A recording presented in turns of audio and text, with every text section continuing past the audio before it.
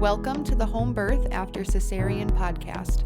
Due to the rate of unnecessary C-sections, the lack of support, and limited options for VBAC moms in the hospital, more and more women are choosing to have their VBAC babies at home. This podcast was created for women to share and listen to stories of home birth after cesarean. I'm your host, Rachel Garrett. Today we have Chelsea with us, and Chelsea has had 2 home births after a cesarean with her first baby. So I am just going to turn the time over to her. So Chelsea, if you just want to start out by telling us a little bit about yourself, your family, where you live, all of that.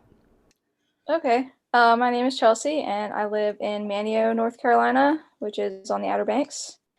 I have lived here for 7 years now, and I've had 2 of my babies here, and my 10-year-old I had in Maryland. I'm 37, and right now I'm just a full-time mom. Do some volunteer work from time to time. But that's about it. It's pretty hectic here. We're homeschooling, and yeah, it's just pretty wild. Life with 3 kids, right? Yeah, my kids are 10, 5, and 1. Pretty good age gap there in between each of them. Well, if you just want to take us to where everything began with you with that first pregnancy, just kind of give us an overview of what that looked like. My first pregnancy, I was living in Maryland, and I didn't have any problems conceiving, and I felt like being pregnant was going to be this magical, awesome thing, but it was actually pretty hard because I had really bad morning sickness the whole entire time, and I didn't want to take any medicine, so I just kind of toughed it out, and it was pretty rough. And towards the end, it was really uncomfortable. My baby was huge. But I had a midwife who came to my house. She was a friend of mine that I knew from work. And she taught us some birthing classes, and that was really helpful. She taught us about labor and delivery, and then like breastfeeding and some postpartum stuff. So I felt like having that knowledge was really helpful. She kind of convinced me that I probably shouldn't get an epidural, which I didn't end up getting one. I had an appointment. I was 4 days late, or my daughter was 4 days late, and my doctor was pushing for induction, which I didn't want. She told me to go schedule it, and I just didn't. I was totally closed when she checked me that day, and then the next morning I went into labor, went right to the hospital, and I was at 7 centimeters already. Oh, wow. So, yeah, my labor went super quick. How long was it from when things started to when you got to the hospital? What was that time frame? It wasn't long at all. I think I just had to wait for my husband to take a shower and I don't think we're even packed. So he packed some things up and we went out the door, and it was a 45-minute trip to the hospital. It was very uncomfortable. I remember yelling at him. And then when we got there, I just remember him telling the nurses, like, I think we need to like get her into a room, because they were just like, I don't know, not seeming too urgent about it. But my friend had taught me some breathing exercises that were really helpful. So maybe it didn't seem like I was that far along, but I was pretty far along. And I just remember being super excited to start pushing, because I figured I would just have a baby, but it didn't happen like that. I was pushing for hours and hours, it seemed like, and I was just on my back the whole time. I didn't get an epidural, but I didn't change positions, and I don't think it was the best. I think if I had like been up on my knees or just something different, then it would have been smoother. But I just remember like looking down at my belly and wondering, how is this going to come out? It just didn't seem possible. I couldn't picture it in my head at all. Like, yeah, big baby. And she ended up being 10 pounds, 5 ounces.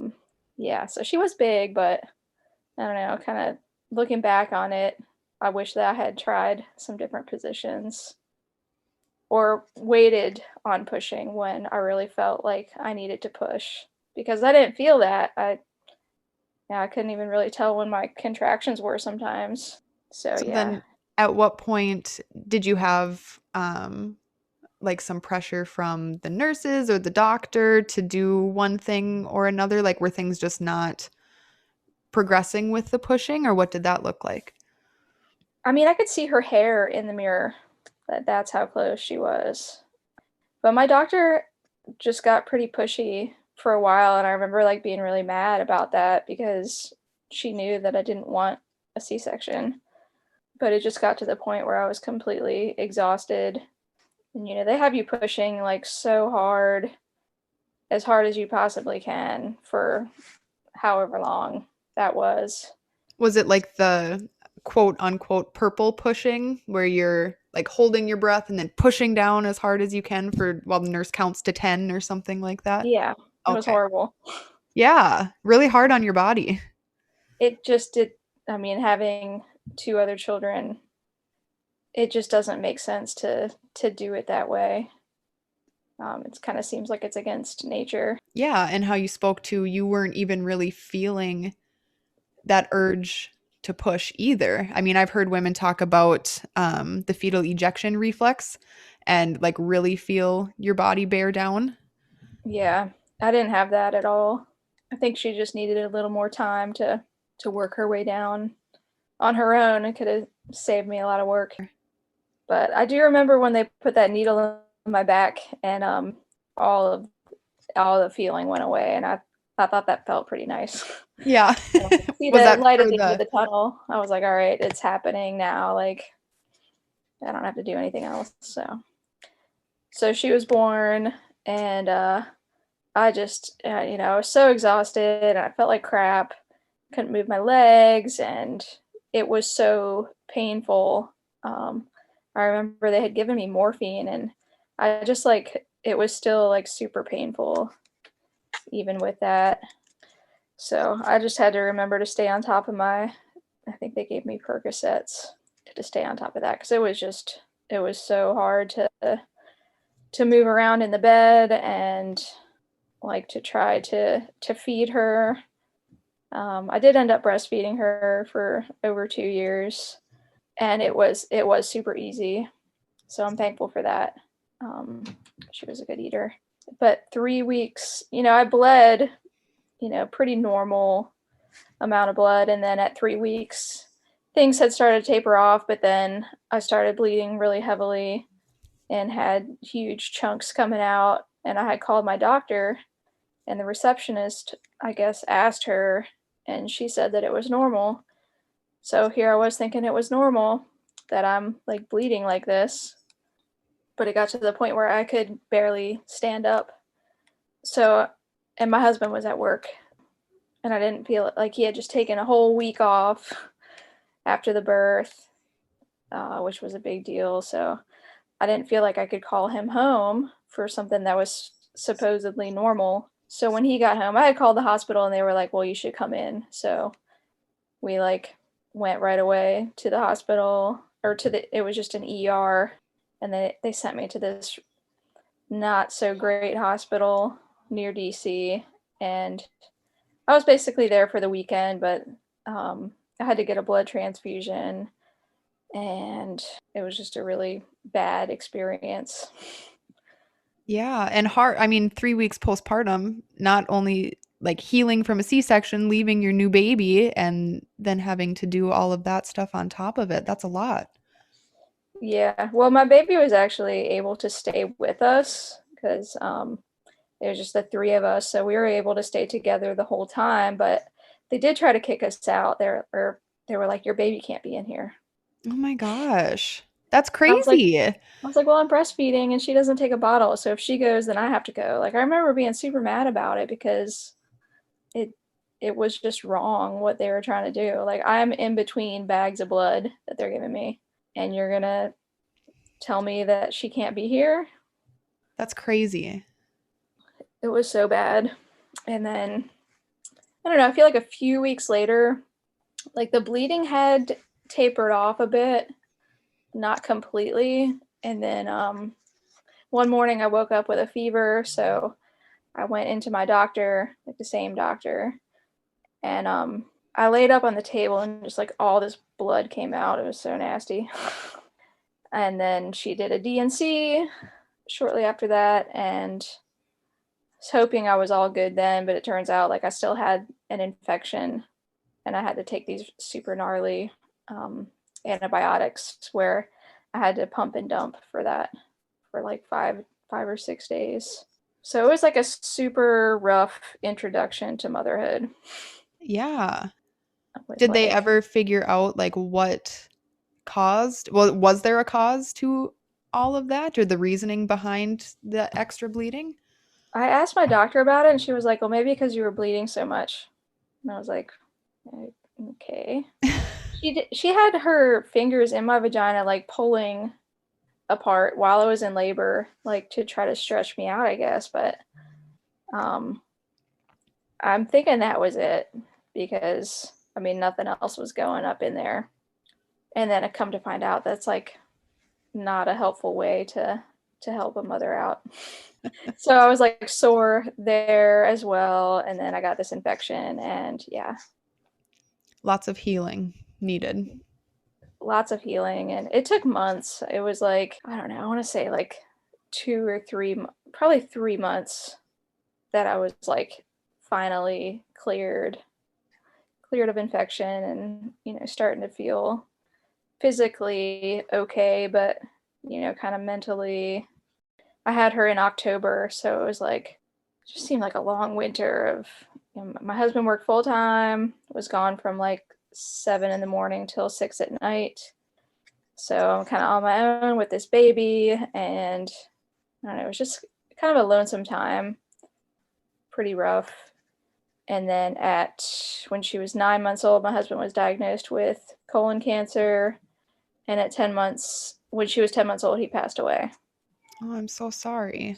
Yeah. So like that first year of motherhood was pretty jacked up Did for you have sure. other support around you, like other family or friends? Or I know you mentioned your one friend who was a midwife. Yeah, I definitely had a lot of support from friends, and a little bit of family lived close by, so that was helpful, but it was still like me on my own mostly. I had a really awesome grief counselor, but I mean I had to wake up every day to take care of my baby. So that was helpful, but it was just so hard, especially when she was teething, and you know, at 10 months old, she was starting to walk, so she's like into everything. It's so exhausting. So like when my other children were that age, I always just like remember or am thankful that I'm not doing it alone anymore. And so when she was 4 is when I got pregnant again. And kind of same thing, like same kind of pregnancy, like super bad morning sickness. And I was really determined from the start to not do it the same way. And where I live, it's a pretty small town. We do have a hospital, but at the time they didn't offer VBACs, and like the doctors just weren't very supportive. I mean, they were like, "Yeah, you can do that, but you can't do it here," kind of thing. So they were like, "We'll refer you to this hospital that's 2 hours away." And I was like, "Okay." And I just remember them telling me, like, if I have another big baby, I'm not going to be able to birth it vaginally. And every time I would go in there, I would just be like, ugh, I don't like this. That like gross feeling after leaving an Yeah. appointment. Hmm. Like, you don't know me. You don't know what I can do. And just all of the doubt from the beginning. I mean, Yeah. Yeah, from not the very supportive. beginning. But I had a friend who has had 2 home births after cesarean. And I remember her asking me, like, would you be interested in a home birth? And I was like, no, I don't think so. And then I was reading this hypnobirthing book, and, you know, talking to my partner about like, well, when we go to the hospital, like you need to make sure you do this, this, and that, and like tell them this or whatever. He was like, why don't you just have a home birth? And I was like, okay, sounds good. Like, did not need any convincing whatsoever. That was it, huh?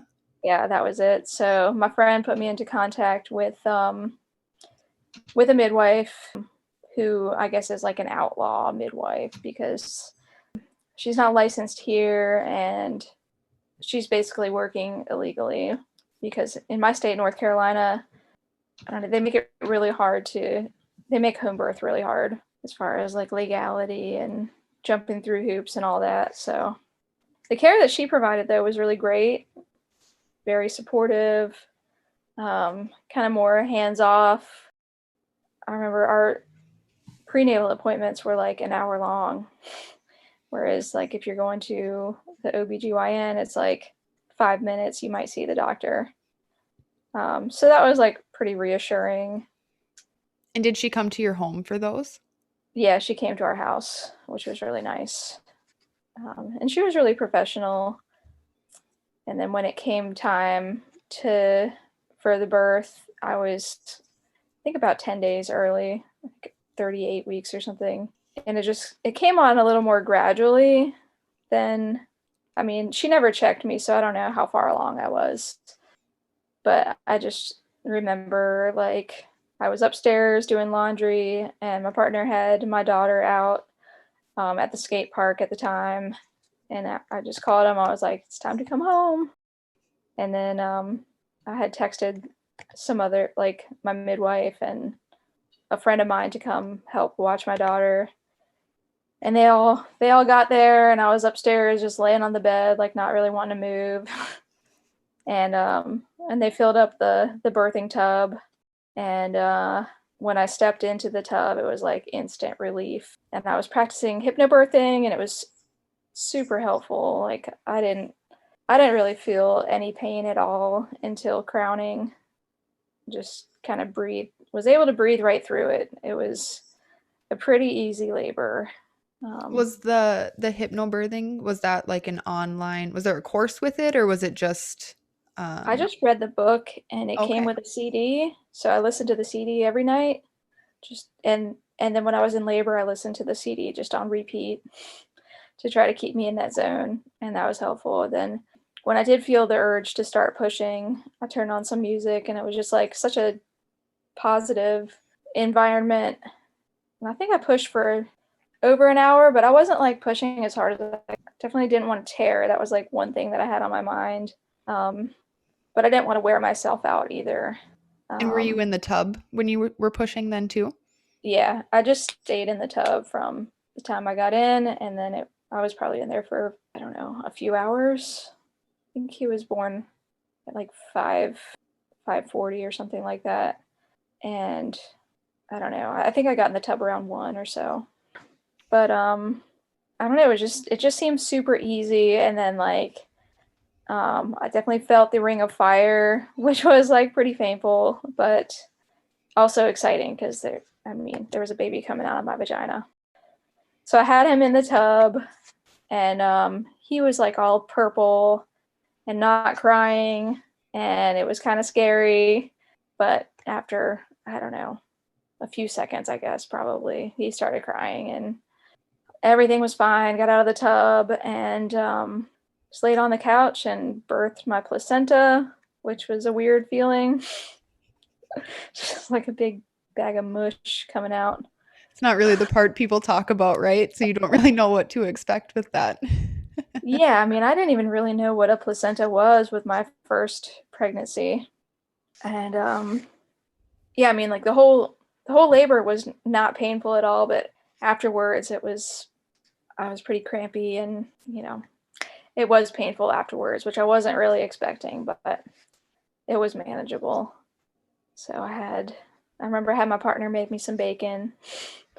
And I sat on the couch eating bacon, and my baby was just there. I did not want to go upstairs. That was pretty hard, but I was able to do that and get a little bit of sleep. Did you tear? I know you said that was something you were worried. Oh, no, I did not tear. And my baby was 8 pounds, 11 ounces. So Oh, he good was size baby. pretty good size. Mhm. Um, I was happy that he wasn't any bigger than that. And did you breastfeed with him too? Yeah, I did. It would seem like a little more challenging with him. I guess I was just expecting it to be easy, just like the first time, but I don't know. He's 5 now, and he's still kind of finicky as far as eating goes. It's just how he was built. I guess so. Yeah. No, it went fine though, and I breastfed him for over 2 years as well. So yeah, that all went well, and recovery was such a breeze.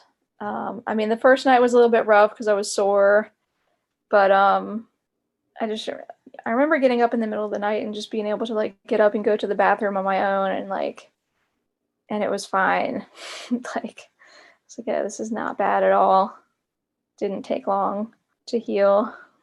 Did you have postpartum care with that midwife as well? Yeah, she came back like I don't know, a few times, like the next day, and then after a few days, after a couple weeks, and then for like the 6-week checkup, and that was the last time. And that was So all in your home too? Yeah. So she was really thorough. I felt like that was good care, and the friend who had asked me about home birthing in the first place, she was there as the assistant too. So she got to be there too. Yeah, she got to be there too. So it was just like my midwife and her assistant and my partner, and then my daughter was upstairs with my friend. And she came down after he was born, and I think she was like totally grossed out. I don't know. She was like, why is there blood and why isn't he dressed? Oh. I guess like expecting him to come out fully clothed. So she got to meet him pretty soon after he was born then. Yeah. After maybe 10 or 15 minutes, probably. Very cool. Yeah. It was just such a positive, like almost fun experience. Oh, and I was like, wow, that's amazing. It was just super cool. Like such a relief. And then I wasn't sure for a long time if I wanted to have another baby. And I ended up getting pregnant when he was 2, I think. Maybe he was younger than that. No, he was 2. And that ended up being an ectopic pregnancy, which was really scary. And since maybe he wasn't 2, because I was breastfeeding and I didn't want to take the medication for that. So I ended up having surgery, and it was just really scary. Like, what's wrong with my body? And then ended up getting pregnant a couple years after that. So my son was 2. No, he was 4 when I had my third child. And there was no question, like when I got pregnant with him, I was like, definitely want to have another home birth. And there was another midwife available, like a legal midwife, I guess you could say. And they do offer VBACs at the hospital now. I didn't want to go to, there's only one group here that delivers babies. So they know me somewhat. And I went in for the ultrasound. I had to go there because that's the only place that you could get an ultrasound. And the doctor was just telling me, like, oh, we do VBACs now. Like, we don't, I was like, I want to have my baby at home. Like, she was like, oh, we don't really recommend that. Yeah. Of course not. Like, why would they? Whatever. So I ended up getting care through the health department, which was actually really great since they don't attend births there. The doctor from the health department doesn't attend births. I felt like he was a better sounding board, or like he didn't have any incentive for me to deliver whichever way or wherever. And he was super supportive, and I was surprised, but I was like he knew that I was going to have a home birth, and he was like, you have nothing to worry about. I was like, well, what should I look for? I was like, well, what should I look for if I rupture? And he told me like some of the things to look for. He was like, but you don't have to worry about that. Like, you've already had a VBAC, like you're going to be fine. Had you had those concerns with your first home birth baby? I did a little bit, but I felt pretty confident. I think hypnobirthing like really helped allay the fears, which I had to really work through through those fears. And actually, when I was pregnant with my second one, I had to call that horrible doctor to get my records. And they kind of gave me some crazy runaround. She was like, "We shred all the records after 3 years," or something like that. What? And I was like, "No, like that's not even legal." Oh my gosh. Wow. Well, that was the receptionist, and then the next day, that crazy doctor called me herself and was like, not really wanting to release my stuff, and she was like, "Oh, well, it'll be like over $100 for me to send you all of your records, and you're not going to be able to have a vaginal birth." And I was like, "Well, did you stitch me up in a way that that's not possible now?" And she was like, "No, I stitched you up fine." Wow. Um, and Were she they was like like wanting you laughing at to me. come back there or something? Or they were just, did they know what your plans were, I guess, to have a home birth that I time? mean, I had moved away. I lived in a different Oh, state. sure. Mm-hmm. Okay. I Yeah, remember you because I saying was that. in Maryland, and yeah, she was like, "Good That's luck crazy. finding a doctor that'll let you have a vaginal birth." I was like, Wow. "Lady, just send me my records." And she did send me like the surgery report, so I had that, and everything looked fine on that. That is crazy. Yeah, I was just like, "Why am I dealing with you? Why are you calling me and not your secretary saying that you're gonna just send my stuff?" It was crazy. It kind of made me wonder, like, what are you trying to hide? Was there anything in your op report that was a little bit like fishy or off, or everything was just pretty clear cut and straightforward? No, everything was fine with that, but like, I think with my other issues that I had after that birth, I don't know. I probably could have sued her with the way that she told me that there was nothing to worry about, that bleeding was normal. So I think the way that she handled that, I don't think she felt great about it. And she shouldn't. So right, homicide. So yeah. Anyway, back to my third one. So I received really great care through the health department, and I ended up getting a different midwife, and she was good. She was like a lot more hands off though, because she doesn't live local to where I'm at, and she would travel out to see me. But she only came a couple of times before the birth, and then she barely made the birth. But I was getting super huge, and I had come to my due date, and I was just feeling like pretty defeated, like this is never going to happen. This baby's never going to come out. And he was actually 4 days late as well, just like with my first. But I ended up drinking the midwife's brew as like a desperation thing. I didn't want to at all, but my midwife assured me, she was like, "You need to do this. Like, I've never seen any bad side effects from it." So I drank that in the morning at probably about 6:30 or 7, and then just kind of laid around all day. And I was taking a nap, and it was about noon when I woke up, and I stood up, and some water trickled down my leg, and I was like, "Oh my gosh, my water just broke." So that had never happened with my other births. I had never felt my water break. I was expecting like a big gush, but it was just like a little trickle. I sat on the toilet and was kind of expecting more, but I called my midwife, and she was about an hour away, and so I think she got in the car pretty quick and came up here. And my friend who was there for my first birth as the assistant, she was there for this one too, so she came pretty early on. I think she got there after about a half hour of me making that first phone call. I got in the shower thinking that it would give me some relief, but it did not. And I like laid on my bed on all fours, just waiting for the tub to get filled up. My kids were like going crazy, like super excited, running around yelling, running up and down the stairs. And yeah, finally it got filled up, so I got in, and it was just almost unmanageable, super painful. I didn't feel like I was rupturing or anything, but I was like feeling like I was going to have this baby like any second.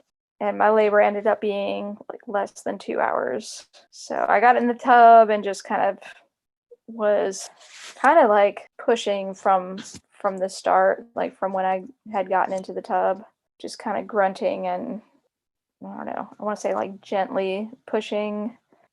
I definitely wanted my midwife to be there. So I think I was kind of holding off for that. And she finally got there, and I think he was born like 20 minutes after she got there. So she just made it. She just made it. She came in, dropped all her equipment, and checked me out.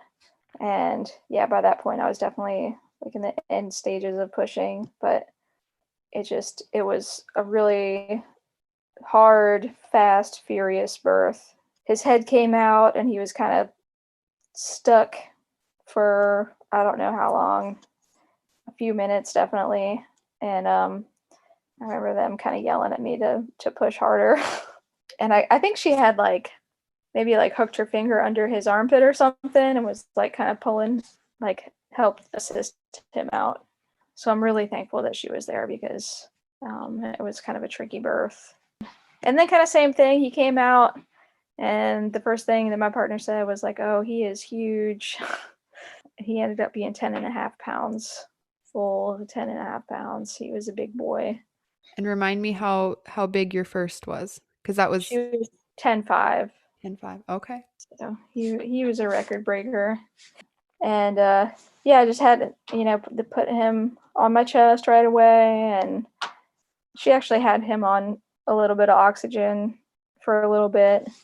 But he was completely healthy. And I got out again. I think I birthed the placenta in the tub this time, pretty shortly after the birth. And that all went smoothly and easily. And yeah, I just got to hang out on my couch, and similar to the other birth where, it was pretty painful after the birth for a bit, but then, I think I took some Tylenol and it was fine. My back was pretty jacked up for a while because that baby was so big. And fast too.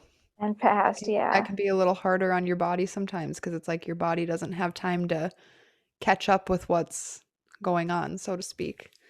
Yeah, I think so. He just shot right out of there, kind of. I think if he was any smaller, it would have just been so quick and easy, but it was pretty difficult. I don't think I would have made it to the hospital. I don't see like any way that would even be possible, like getting me into a car. Or you would have had your baby in the car on the way to the hospital. Yeah, probably. So I am definitely thankful that I was able to do it at home. It was like super comfortable and yeah. What did that postpartum period look like compared to, well, both of your first, but even your other home birth? Were there differences or were they pretty similar? As far as the home births, like they were pretty similar. So my daughter was 9 when I had my third child. So she has been super helpful, pretty self-sufficient, and I don't know, her and my partner really took care of me as best they could. So I didn't really, I don't know. I wasn't like super pressured to do everything, but I did end up like a week later just kind of back in the same routine, like taking the kids to their co-op, and I don't know if I was grocery shopping, but like pretty quickly back to somewhat normal, which I kind of feel like I should have taken my time a little bit more and just stayed home and snuggled. His birth was a week before my daughter's 9th birthday. So I had like a big birthday party for her at home. It was just kind of a hectic time period, but my third baby is pretty easy going. He just like flowed right into everything. He did. He was good. I remember at the birthday party, I just kind of passed him around to anybody that would want to hold him. And did you have postpartum care with this midwife as well then? Not really. She came back once just for kind of an informal visit. And no, actually, she came back the next day and checked on the baby and, made sure everything was all right. She handled all like the paperwork and stuff like that, like sent I guess it's the health department, the records for his birth so that I could get his birth certificate. So she made all that stuff like super easy for me. And then I don't think I even had I didn't go to like the doctor or anything for any kind of checkup. I haven't been back to the doctor, which probably should because he's one now. Time flies. Yes, it does. Especially that first year, and then with everything else you had going on too, with it being your third kiddo and trying to keep up with just everyday life. Yeah, it's pretty wild around here. I get no time, and now since COVID, we haven't had a babysitter at all. Like my family doesn't live near here. Um, so me and my partner don't get time to ourselves. And I mean, on the one hand, I've really enjoyed staying home and being close to my family, but then on the other hand, like sometimes we're a little too close. Yeah, you definitely need that me time and stress reliever and some Yeah. self-care in there. Yeah. I mean, I do get out by myself as often as I need to, but It's because you said your youngest is one now? he's one. Yeah, he's 14 months, I guess. What day is it today? Yeah, almost 14 months. And he started walking at 10 months, and he is just unstoppable, causing trouble, eating everything. And I'm still breastfeeding him too. I think the biggest struggle right now is just sleep because he likes to sleep in bed with us and he likes to sleep on top of the blanket and the wrong way and likes to pinch me.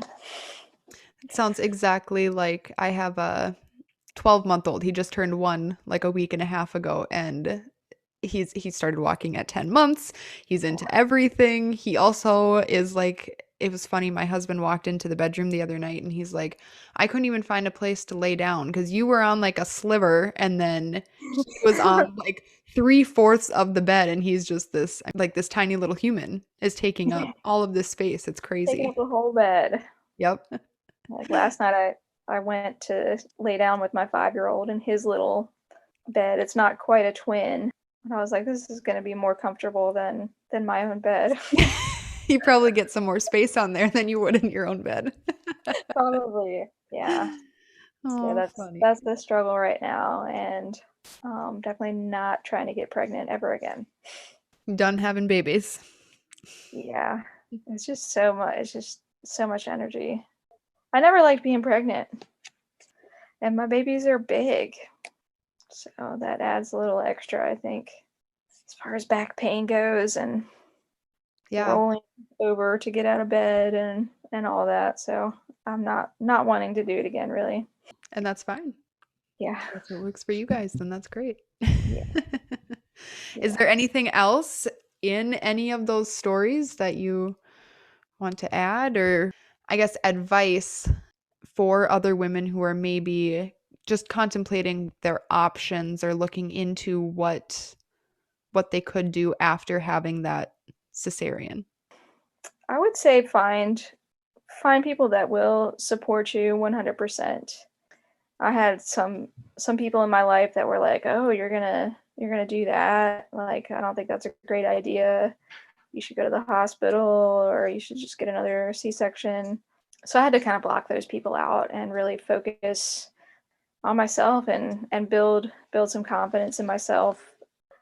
But, if you can try to seek some alternatives, just see what's out there, ask questions, and don't put up with the BS that is the normal birthing scene in this country because usually there are other options. You might have to travel or just seek out alternatives that you didn't know existed. But yeah, if I could go back in time, I would have a home birth with my first. Because I feel like once you get into the hospital, it's like they send you down this track and you lose all your control. Like at the end of it, I was like, I have no control over what is going on. And it didn't feel so great. I kind of felt like at the beginning, I was like, well, this is what they do. They know best. They see this every day, multiple times a day. Like, I fully trusted them. And going through what I went through, I definitely question a lot more things. So if something sounds iffy to you, question it, and don't worry about how you sound. I mean, it's your body, and it's not anybody else's body to make those decisions. Be confident and know that you can do it. And I think what I have heard from midwives and other birthing people is you'll know if something isn't quite right. So just listen to your body. And I mentioned hypnobirthing a lot, and it was super helpful to me to learn some kind of breathing technique to get you through. Did you have anything as you were exploring home birth, like any other resources or books that you read, or I hear a lot like Facebook communities, different things like that helped you along the way? When I was pregnant with my second one, my first VBAC, I read the hypnobirthing book, and then I read Ina May's Guide to Childbirth. That was pretty helpful. Just reading. I read some blogs just about positive births, and I watched some videos that my friend had lent me. And I went to they had, I don't know that they do it anymore because of COVID, but they had a support group, or what was it called? It was like a monthly meetup related to birthing in our community. So I was able to meet some different people, and they always had like a topic of the month. They had different midwives come to speak about labor and what you should have in your toolkit, or postpartum they talked about a lot. So different things, and making different connections there. So that was really pretty helpful to have some like real life connections. Actual people to talk to. Actual people, and people that had gone through similar things to help boost my confidence. I didn't join like a Facebook group or anything for VBAC specifically. And I didn't until I think after I had my third child. I did get on a VBAC support Facebook page just to try to help people out. I guess I didn't even realize that it existed.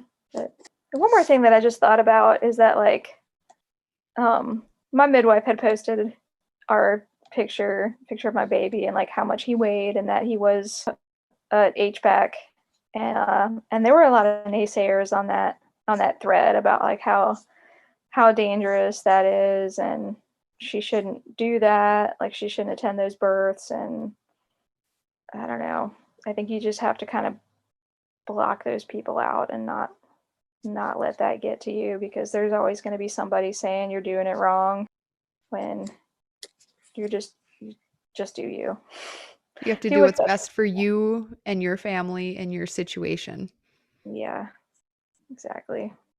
I think that's about it though. Awesome.